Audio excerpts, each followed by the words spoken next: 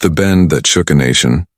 It began on a warm evening in Delhi, when the cameras were already waiting, their lenses sharp and unblinking, ready to capture every detail. The hall was filled with anticipation, the kind that makes your heart beat, faster even when you are only a witness. Politicians, industrialists, young students, and old journalists, all had gathered to see two men meet on stage. One was the leader of the nation, a figure who carried both power and weight of millions of lives in every gesture. The other was Sundar Pichai, a man who had traveled far, from a modest home in Chennai to the tallest towers of Silicon Valley, carrying with him stories of struggle, resilience, and dreams that many thought impossible. As Sundar walked onto the stage, his face calm yet thoughtful, the murmurs in the audience grew louder. Everyone expected a formal handshake, perhaps a polite bow of the head, the kind of thing that happens in ceremonies where every second is choreographed. But no one, not even the closest aides, could predict what Sundar would do next. He paused, for a moment his eyes steady on Prime Minister Modi, and then without hesitation he bent down, lowering himself with deliberate grace to touch the Prime Minister's feet. It was not just a gesture of respect. It was an act soaked in humility, rooted in centuries of tradition, and yet shocking in a world where power is usually met with power, pride with pride. The hall gasped. Journalists froze.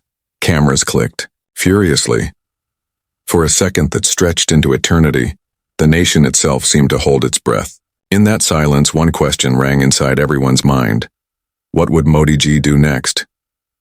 But before that answer came, the story of Sundar's journey began to unfold in every heart that watched him kneel. He was not born into wealth or luxury. His childhood streets were crowded and noisy, with bicycles weaving through narrow lanes and vendors calling out in voices that carried the weight of survival. The home he grew up in was small, modest, filled with love but also with limitations. There were nights when electricity failed, and homework was done by the dim light of a kerosene lamp. There were days when phone calls were rare luxuries, and traveling by bus meant long hours in the heat. Yet Sundar's eyes always searched for something beyond, as if he could already see doors waiting to be opened where others only saw walls. His father, a quiet man, worked hard as an engineer. He would tell Sundar stories of technology, of how things functioned, of the invisible systems behind the machines people used every day. His mother, patient and caring, taught him resilience by example. They never pushed him to chase glory, but they taught him the value of curiosity, respect, and humility. And so, while other children sometimes dreamed only of cricket fields or quick jobs, Sundar dreamed of wires, chips, and ideas that connected the world. He would listen when neighbors spoke about rotary phones not because he was nosy, but because he wanted to understand. He would memorize the sound of numbers being dialed, not knowing that one day he would lead the company that built the operating systems used by billions of phones around the planet. It was this background, of simplicity, of hunger for knowledge, of silent nights when he whispered his dreams to himself, that shaped the man who bent down that evening. The act was not sudden. It was the result of years of carrying values that the world often forgets: respect for elders, gratitude for guidance, humility before greatness. But here lies the tension that made the moment so electric. In the modern world, gestures like touching feet are not always understood. In some circles, they are seen as outdated, submissive, or even unnecessary. And yet Sundar did it without fear of judgment. He chose tradition over convention, humility over pride, respect over formality. And the question that trembled in the silence of that hall was not only what Modi ji would do, but what message this would send to the nation, to the world, and to the millions of young people watching. Modi ji looked down, his expression unreadable at first. His hand twitched slightly as though torn between lifting Sundar up immediately and allowing the gesture to complete itself. The camera zoomed closer. Every pair of eyes in the room sharpened. Was this about politics, or was it about something greater? Was this a leader receiving respect, or was it a leader being challenged by humility itself? And in that instant, Sundar's mind raced back to his own struggles in America. Years earlier, he remembered stepping off a plane with very little money, feeling the sharp cold of a foreign winter. He remembered the nights when he doubted himself, when classmates seemed faster, richer, more confident, when loneliness whispered doubts into his ears. But he had endured. He had chosen patience when others gave up, kindness when others competed with cruelty, humility when arrogance seemed easier. And now, standing in front of the nation, he carried those lessons like invisible armor. The hall seemed to grow heavier with expectation. Some whispered that the Prime Minister might simply smile and move on. Others predicted he would raise Sundar quickly, refusing such reverence in public. But there were also those who sensed that something far more unexpected was about to happen, something that would not only define that evening but echo for years to come. The air tightened. Modi's face softened. He bent forward, his own hand reaching down toward Sundar. But instead of pulling him up, Modi ji did something that no one saw coming. And in that exact second, as his hand hovered just above Sundar's shoulder, the lights in the hall flickered. For a heartbeat, the room plunged into partial darkness as though the world itself conspired to stretch the suspense. Gasps echoed once again. The cameras blinked back to life, fighting the shadows. What Modi ji did in the next breath would shock the nation, divide opinions, and leave millions glued to their screens, debating not just about politics or technology, but about humility, power, and the meaning of respect in a rapidly changing India. And that is where part 1 leaves us, on the edge of revelation, in the half-light of suspense, waiting to know whether this moment would end with a simple smile or explode into a gesture that would carry history forward. The silence before the storm. The hall was caught between light and shadow, a stage where time itself seemed to hesitate. Sundar Pichai remained bent, his hand still reaching respectfully for the feet of the Prime Minister. Modi ji's palm hovered above Sundar's shoulder, inches away, trembling with decision. The lights, which had flickered and dipped, returned, with a strange softness, casting half the stage in gold and the other half in gray. The cameras rolled, their whirring louder than the breathing of the crowd. In that suspended moment, every man and woman in the hall knew they were watching more than a ceremony. They were watching a test of values, a clash between humility and authority, tradition and modernity, individual and nation. And then it happened. Modi ji did not pull Sundar up immediately. Instead, he bent down too, an act almost unthinkable for a leader whose every gesture was measured, whose every step was scrutinized by allies and critics alike. The audience gasped. The two men, one carrying the weight of political power and the other bearing the crown of technological triumph, now stood in mirrored humility, bowing toward each other as though acknowledging that greatness is never one-sided. But it was not a simple bow. Modi ji reached for Sundar's hands, lifted them gently, and pressed them together in namaste. His voice, though low, carried across the microphones. Respect is never one way. Today you honor me, but it is I who must honor you, for carrying the dreams of millions to the highest tables of the world. A wave of emotion swept through the audience. Some clapped instinctively, others wiped tears from their eyes. Journalists who had come expecting routine headlines now scribbled furiously, already sensing they were witnessing a story that would not fade quickly. But beyond the applause, beyond the spectacle, there was something deeper stirring, something in the silence that followed Modi's words, when the hall realized that a nation had just been reminded of the quiet power of humility. Sundar straightened, slowly, his face touched with surprise. He had not expected this. He had thought perhaps Modi would smile, perhaps lift him up, perhaps let the gesture pass with politeness. But this was a reversal, a reflection, a moment that blurred the line between leader and citizen, between tradition and progress. Sundar's throat tightened. He wanted to say something, but words refused to form. And so, as applause thundered again, his mind wandered back, not to Silicon Valley, not to boardrooms and product launches, but to a small classroom in Chennai, where a younger version of himself once stood silently in the corner, clutching a notebook. He remembered the teacher who had asked him a question he could not answer, the heat of embarrassment rising on his cheeks, the laughter of classmates who thought he was too shy, too quiet, too weak to shine. He remembered walking home that evening, dragging his feet, wondering if humility meant weakness, if silence meant invisibility. But then he remembered his father sitting by the small wooden table repairing a broken transistor. His father had looked up and said, "Strength is not in shouting louder than others. Strength is in listening, learning, and rising when the world thinks you cannot."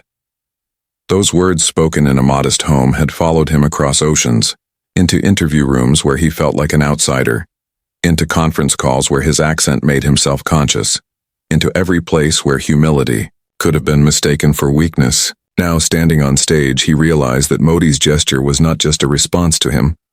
It was an echo of that lesson, amplified before millions. But not everyone in the hall felt the same. While many celebrated the mutual respect, others frowned. Whispers spread quickly through the rows of seats. Some critics muttered that the Prime Minister had bent too much, that leaders must project strength, not share it. Others insisted that Sundar's gesture, though noble, had placed Modi in a delicate position, forcing him into a response that would be dissected endlessly by news channels and opposition leaders. The applause, though loud, was threaded with tension, and Sundar could feel the weight of eyes judging him, not just as an individual but as a symbol. And that is where the story deepened. Because in that hall, amid the clapping and the whispering, there sat a group of young students from rural India, invited to witness the ceremony. They had grown up like Sundar in small homes with big dreams. As they watched him on stage bowing and being bowed to, something ignited in their hearts. They saw not weakness, not politics, but a reminder that dreams can rise from the humblest beginnings, and that respect can flow in all directions. They would carry that image back to their villages, back to their families, back to the cracked blackboards where chalk dust mixed with hope. But for Sundar, the evening was far from over. After the formal words, after the photographs, he was ushered backstage with Modi ji for a private conversation. The cameras stayed outside, but their absence only made the tension sharper. Modi sat on a simple chair, his expression serious now, stripped of performance. "You know," he said, "what you did today will not be understood by everyone. Some will say it was unnecessary, some will twist it, some will praise it too. Much. Are you ready for that storm?" Sundar hesitated. He had faced storms before, economic struggles, cultural barriers, the constant battle of proving himself in rooms where no one looked like him. But this storm was different. This was not personal. This was national, even global. He looked down, choosing his words carefully. "I did not do it for cameras. I did it because respect is the foundation of everything I am. If the storm comes, I will face it the same way I faced every challenge, quietly, patiently, until the noise fades." Modi leaned forward, studying him. There was a pause, heavy as stone. Then, unexpectedly, Modi smiled. Quiet storms often change the landscape more than loud ones. But remember, humility is powerful only when it does not bend to fear. Outside, the crowd had begun to thin. The journalists rushed to file breaking news. Television channels were already showing the footage, looping it endlessly with dramatic headlines. In living rooms across the country, families argued. Some fathers praised Sundar's gesture as the true spirit of India.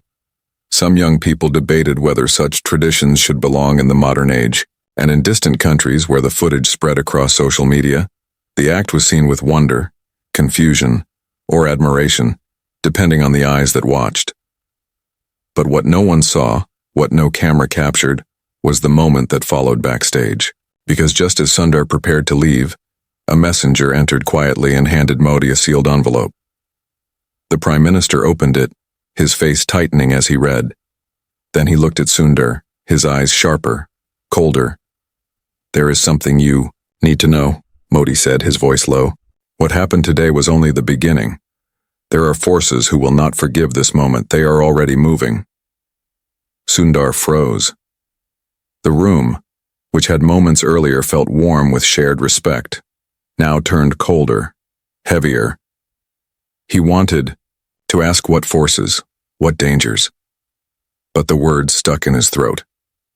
Modi folded the letter slowly, placed it on the table, and looked directly at him. "You must decide, Sundar.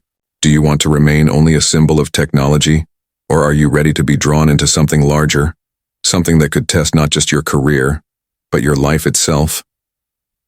The silence deepened. Outside, the noise of departing footsteps faded, leaving only the distant hum of generators.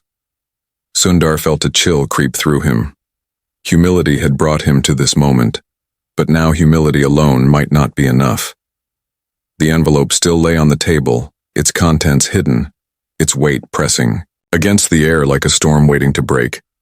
And the question that burned at the end of that night was not about feet touched or hands folded. It was about destiny, about whether Sundar would choose to step into a storm larger than any boardroom, larger than any company, larger even than the ceremony that had shocked the nation. The letter, the storm, the decision, it all waited in silence. The letter no one was meant to see. The envelope sat on the table like a silent intruder. It was not large, not heavy, just a simple folded piece of paper sealed with wax. Yet its presence filled the room with weight, as if the paper itself carried storms within it. Sundar Pichai looked at it, his throat tightening. Modiji's eyes had shifted, no longer soft, no longer ceremonial, but sharp, the way a soldier's eyes might look when he hears an enemy approaching in the dark. The applause outside had faded into faint echoes replaced by the hum of air conditioners and the occasional shuffle of security guards. The private room felt almost too still. Sundar wanted to ask what was inside the letter, but his lips remained dry, his words trapped. Modi finally broke the silence. "This is not a letter for public eyes," he said, his voice low. "But since you bowed today, since you showed humility not only to me but to the nation, it seems fate has chosen you to know what is inside." Slowly, he slid the envelope toward Sundar. The table between them was short, but the distance felt like miles. Sundar hesitated, his fingers trembling slightly as he picked it up. The wax seal cracked easily, too easily, as though the letter itself wanted to reveal its secrets. He unfolded the paper carefully. His eyes scanned the words and his heartbeat quickened. It was not a formal government letter. It was a warning. Short, direct, almost brutal in its simplicity. The act of humility shown on stage today will be twisted. Forces against you and against India are already preparing to use it. You will be tested in ways you cannot imagine. Beware of betrayal. Beware of kindness that hides knives. Sundar looked up, stunned. "Who wrote this?" he asked, his voice barely a whisper. Modi's face remained unreadable. An ally. Someone who has seen how the world moves when moments of truth appear. The gesture today was not small. Humility is dangerous, Sundar. It reminds people of their own humanity, and there are many who would rather forget that. Sundar's hands tightened around the paper.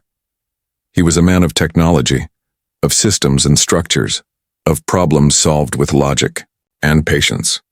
But this letter spoke not of machines or products. It spoke of shadows, of betrayal, of hidden wars that could not be coded away. And in that moment, Sundar's mind flooded with memories of another time he had felt the sharp edge of betrayal. Years ago in Silicon Valley, when he was still fighting for recognition, he had worked tirelessly on a project, an idea for a browser that would reshape the way millions experienced the internet. He poured his nights into it, barely sleeping, driven by a vision that seemed larger than himself. But then, just as the project began to show promise, whispers spread that another team wanted to take control. Meetings grew tense. Words turned sharp. Colleagues he trusted pulled away. Sundar felt the sting of knives not in his back, but in the silence of those who once called him friend. He had survived, yes, by staying calm, by proving his worth with results. But the wound of that betrayal never fully healed. Now, staring at the letter, he wondered if history was preparing to repeat itself, not in boardrooms, but on a national stage, with consequences far greater than software. Modi leaned forward. "You have a choice, Sundar. You can ignore this. You can leave this room, return to your world of technology, and let the storm pass. Or you can face it knowing that once you step forward, there is no turning back." Sundar remained silent. His heart was loud, his thoughts scattered. He had never seen himself as a man of politics, never imagined himself in the cross-currents of national and international forces. His life was built on resilience, on humility, on quietly rising through obstacles. But could humility survive in a storm of betrayal? His eyes drifted once more to the letter, to the words "Beware of kindness that hides knives." He thought of the countless people who had smiled at him over the years, some with genuine warmth, others with hidden agendas. He thought of the young students who had watched him on stage tonight, their eyes glowing with hope. And he thought of his parents, still living quietly, who had taught him to walk through the world. With dignity, he folded the letter carefully, as though afraid the words might cut him. "Why me?" he finally asked. "Why am I the one who must face this storm?" Modi's expression softened slightly. "Because humility disarms people. It makes them underestimate you. They see you bow, they see you quiet, and they think you are weak. But weakness is not bending. Weakness is forgetting why you bend. Today, you reminded the world that respect is not lost, and that is why they will test you. Because humility, Sundar, is more dangerous than pride. Pride can be predicted. Humility cannot." The words sank deep, but they did not calm him. They made the storm louder inside his chest. He wanted to walk away, to step back into the safe world of silicon and screens.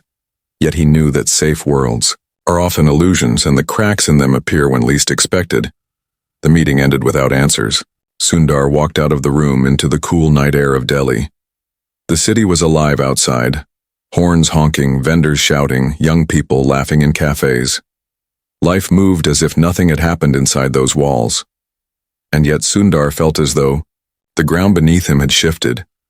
The night sky stretched wide, but the stars above seemed distant, almost mocking. Back in his hotel room, he placed the letter on the desk and stared at it under the yellow lamp. He thought of sending it back, of tearing it apart, of ignoring it entirely. But he could not. He felt the truth in it, even if he could not fully understand it. He knew storms were already gathering, and as he finally lay down to rest, his phone buzzed. A message, short, anonymous, cold. "We saw what you did today. Humility is weakness. Remember, the knives are closer than you think." His blood ran cold. It was no longer just a warning. It was the beginning of something far darker. The letter on the desk seemed to glow under the lamp, its words echoing in his mind. And in the silence of the night, Sundar realized that humility had opened a door. Not to applause, not to admiration, but to a battlefield he had never wanted to enter. Whispers in the dark, the message on Sundar's phone glowed like a knife in the shadows. "Humility is weakness. Remember, the knives are closer than you think." The words were simple, but they cut deep.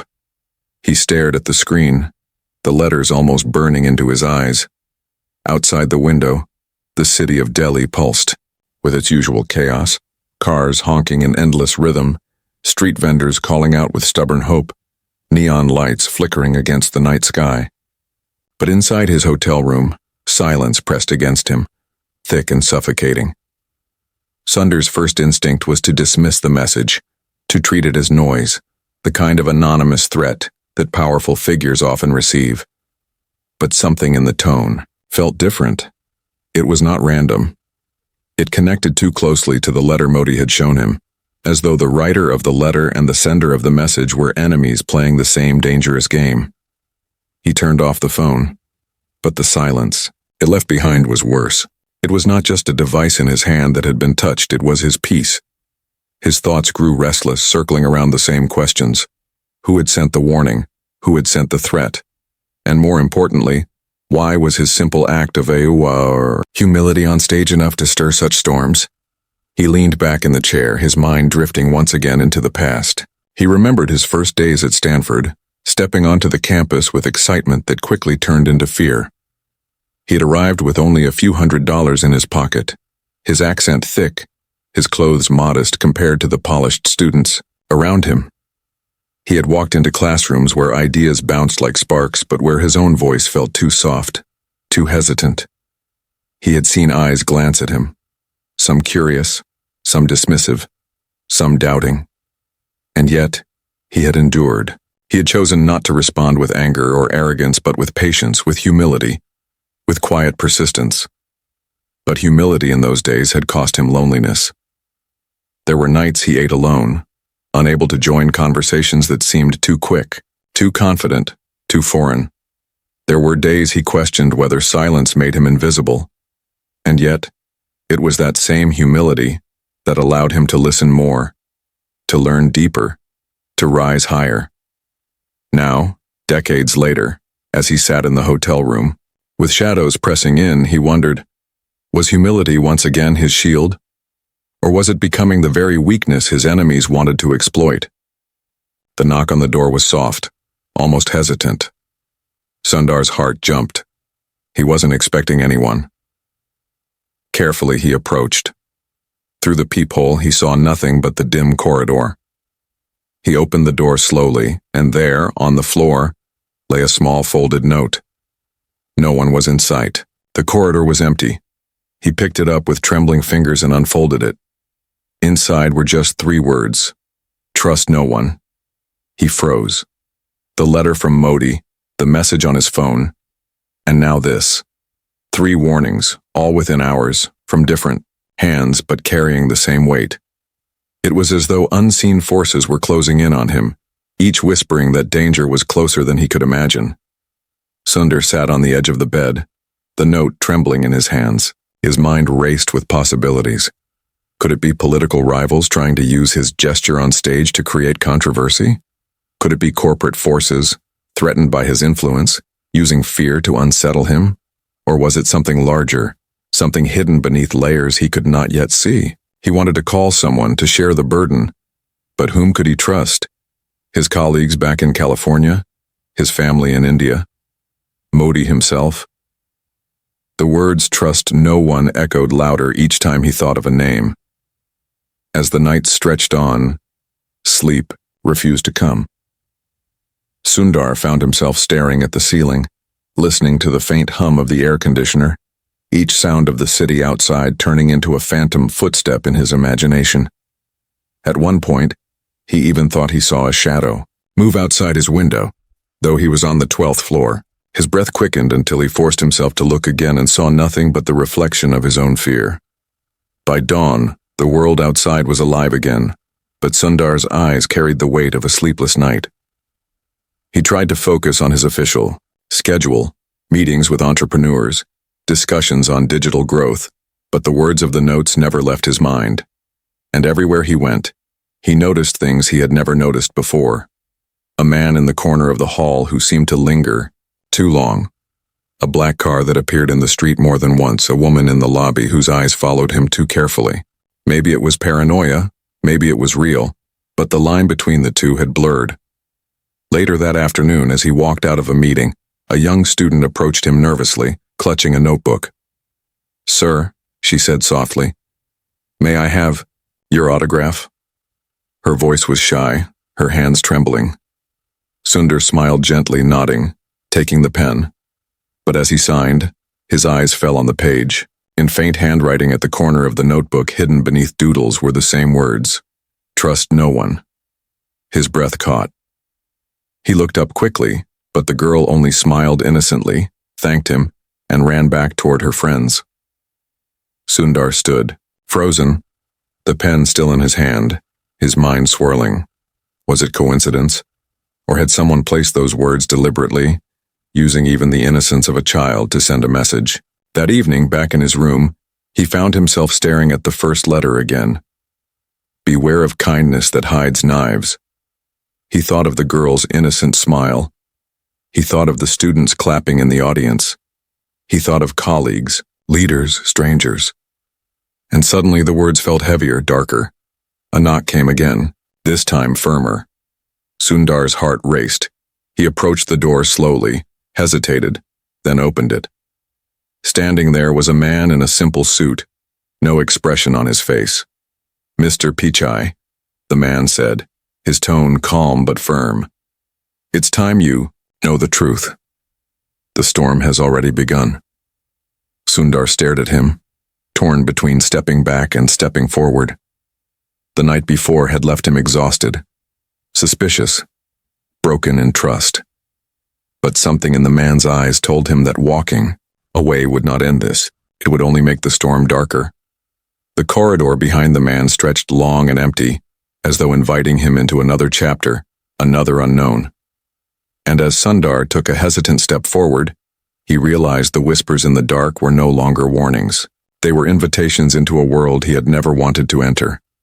The man in the corridor stretched ahead like a tunnel, quiet and dim, the walls lined with framed photographs of leaders and ceremonies that seemed suddenly distant, almost ghostly. Sundar stood at the doorway of his hotel room, his body stiff, his thoughts racing. The man before him wore a plain gray suit, no tie, no badge, nothing to declare his identity. His face was unremarkable, the kind you might forget in a crowd, but his eyes were sharp, too sharp, watching Sundar as though measuring not just his fear, but his resolve. "The storm has already begun," the man repeated, his voice steady, not rushed, not dramatic, as though he were merely stating the weather. Sundar's first instinct was to step back, to close the door, to retreat into the fragile safety of the four walls. But something in the man's tone held him in place. It was not a threat, it was not flattery, it was certainty, and certainty can be more dangerous than anger. "Who are you?" Sundar asked finally, his voice low.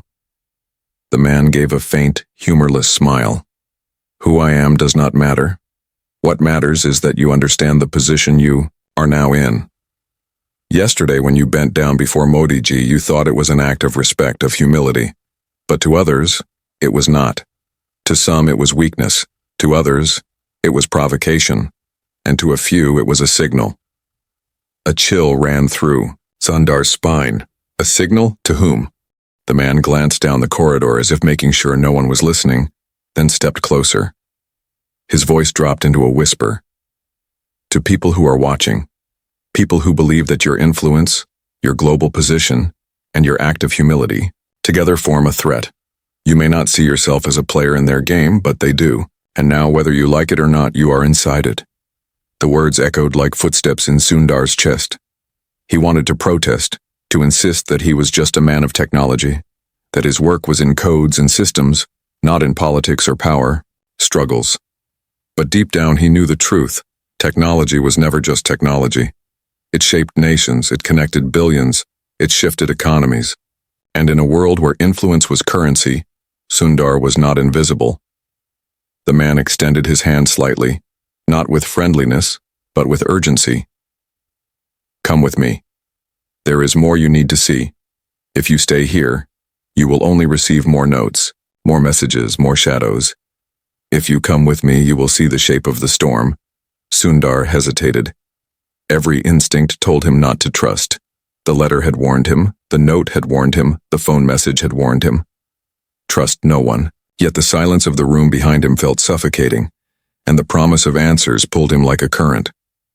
After a long pause, Sundar nodded. "Just for a moment," he said quietly. The man led him down the corridor, their footsteps soft, against the carpet. They descended the stairwell instead of using the elevator. Sundar noticed how the man kept glancing around corners, his body tense, like someone accustomed to shadows. Outside, the evening air was thick, the city lights glowing, faintly through a layer of dust and smoke. The man guided him toward a black car parked a short distance away. Sundar hesitated again, but the man's calm insistence left him with little choice.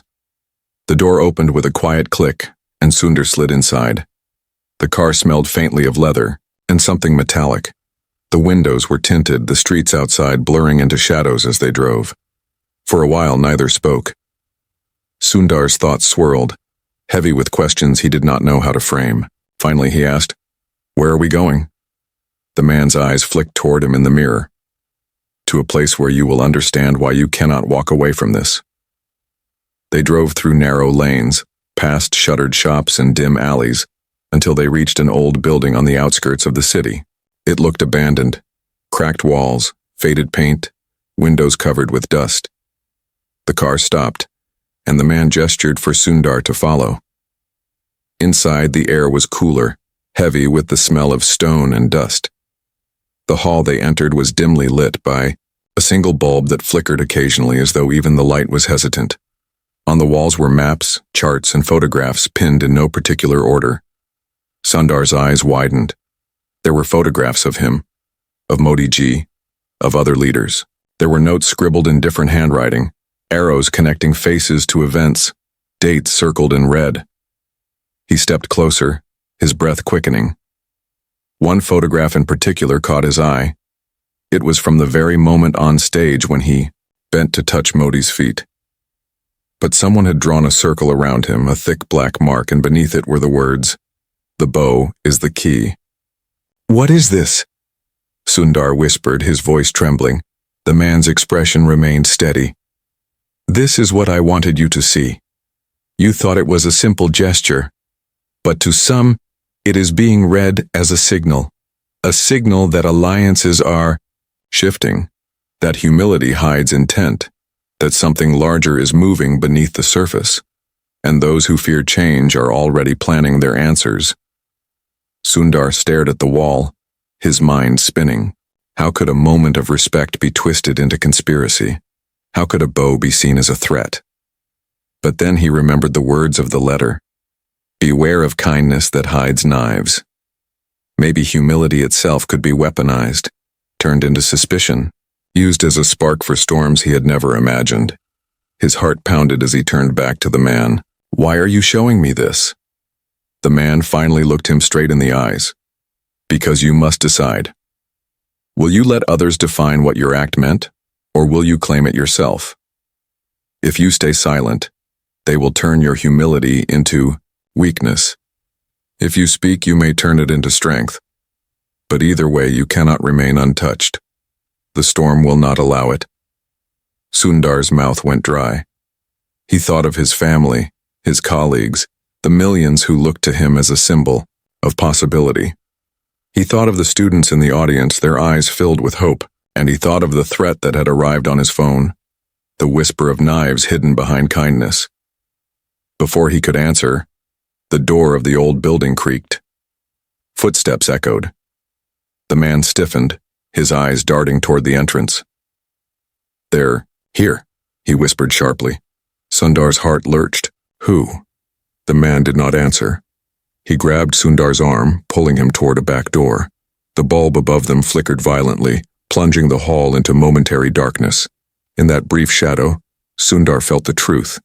It no longer mattered who the enemies were. The storm was no longer distant. It was inside the building, inside his life, inside the very air he breathed. They ran down a narrow corridor, their footsteps echoing louder now. Behind them, the sound of the door slamming open filled the hall. Voices shouted, heavy boots pounded the floor. Sundar's chest tightened with fear. He had never been chased before, never felt hunted. But now, humility and respect seemed far away. Now survival itself was at stake. As they reached the back door, the man shoved it open, the night air rushing in. The city stretched before them, vast and unforgiving. Sundar stumbled forward, his breath ragged, his thoughts torn apart by fear and disbelief. The man's voice cut through the night. "Remember this, Sundar. The bow was not the end. It was the beginning. And from here, nothing will ever be the same." And just as he said those words, a loud crack echoed through the night. Sharp, violent, unmistakable. A gunshot. Sundar froze, his blood running cold. The storm was no longer metaphor. It was real. It was here. The storm breaks. The crack of the gunshot hung in the air like thunder refusing to fade. Sundar froze, his breath catching in his throat, his ears ringing with the echo. The night around him seemed to stop. No car horns, no distant voices, only silence broken by the sound of rushing footsteps behind. The man in the gray suit shoved Sundar forward, his own eyes sharp with urgency. "Run," he hissed. But Sundar's body resisted. His legs felt heavy, his chest tight. He had never been in a moment where life and death hinged on seconds, where the world shrank to shadows and survival. He stumbled forward, his heart pounding, the city lights ahead flickering like distant stars that refused to guide him. Another shot cracked. This one hit the metal doorframe behind them, sending sparks into the night. Sundar flinched, the heat brushing past him. The man grabbed his arm again, dragging him down a narrow alley that smelled of dust, oil, and old rain. They ran until their breaths burned, until the sounds behind them grew fainter. Finally, the man pushed Sundar into a small courtyard, hidden by broken walls and overgrown weeds. He pressed his back against the wall, eyes scanning the alley they had just escaped. Sundar leaned against the cold stone, gasping, sweat dripping down his face. For a moment, neither spoke. The night was alive with fear, the silence broken only by their ragged breaths. Sundar's voice cracked as he finally whispered, "Who are they? Why are they chasing us?" The man's jaw tightened. "They are the ones who saw your humility not as respect, but as rebellion. They fear that your bow was not submission, but a spark that could inspire millions to value humility over pride, kindness over power. And in their world, that is unacceptable." Sundar's chest tightened. He had lived his life believing in patience, in resilience, in the quiet strength of humility. But now, in this dark courtyard, humility felt like both his shield and his curse. He had bowed out of respect, not rebellion, yet the storm that act had unleashed was larger than intention. His mind drifted again, unbidden, to his childhood. He remembered sitting with his mother, who once told him, "Sundar, when you bend to touch someone's feet, you do not make yourself smaller. You make your heart bigger, and a big heart will always frighten those who want to rule with fear." He had smiled at the time, too young to understand. Now her words returned like a prophecy. The man turned toward him, his eyes hard. "You must choose, Sundar. You can go back to California, back to your company, back to the world where your battles are about products and markets. Or you can stay and face what this storm means, not just for you, but for millions who saw you bow yesterday. If you leave, others will twist your silence. If you stay, you may lose everything, even your life. But your choice will decide how history remembers that moment." The weight of the choice crushed Sundar's chest. He thought of his family, their safety. He thought of the students who had clapped with hope. He thought of Modi Ji, who had told him that humility could be more dangerous than pride. He thought of the anonymous message, "The knives are closer than you think." Before he could answer, the sound of footsteps returned, louder now, closing in. The man grabbed Sundar's arm once more, but this time his voice trembled with urgency. "We can't outrun them forever. You must decide now. Are you willing to step into this storm, or will you walk away?"